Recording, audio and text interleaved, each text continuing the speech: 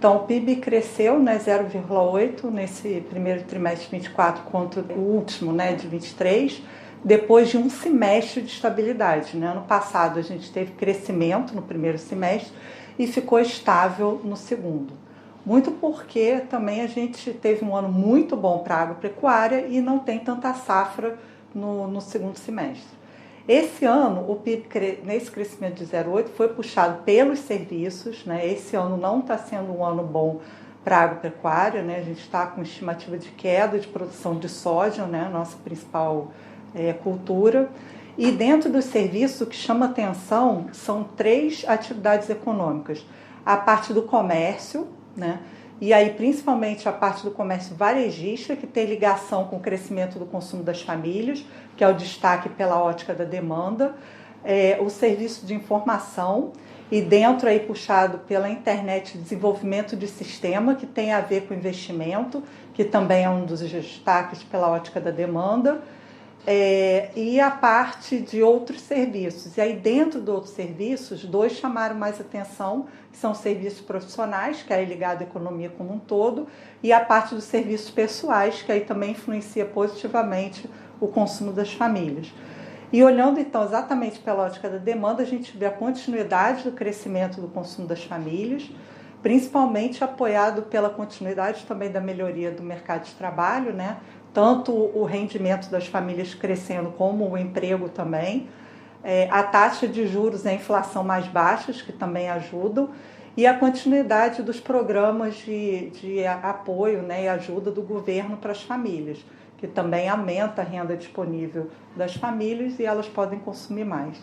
E na parte dos investimentos, o que chamou a atenção foi a importação de bens de capital, o desenvolvimento de software, né, como eu falei, que tem aí a ver com a produção também, e a parte da construção civil, que também está crescendo. Já a produção de bens de capital ainda está no terreno negativo.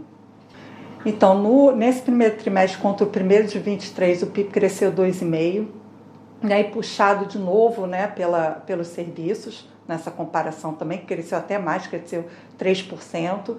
Os destaques dentro do serviço são os mesmos, né? Serviço de informação, comércio e outros serviços. Uma coisa diferente que a gente consegue notar nessa comparação é a contribuição do setor externo para o crescimento da economia. Ele foi negativo nesse trimestre e ele tinha vindo positivo há 2 anos, quer dizer, em 23 e 22, o setor externo contribuiu positivamente para o crescimento da economia brasileira, com as exportações crescendo mais do que as importações.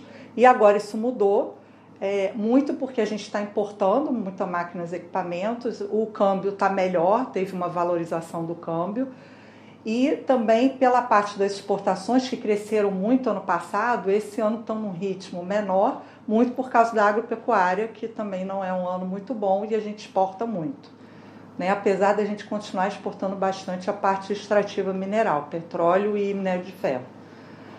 Então a gente agora está tendo o crescimento da economia brasileira muito calcado na demanda interna.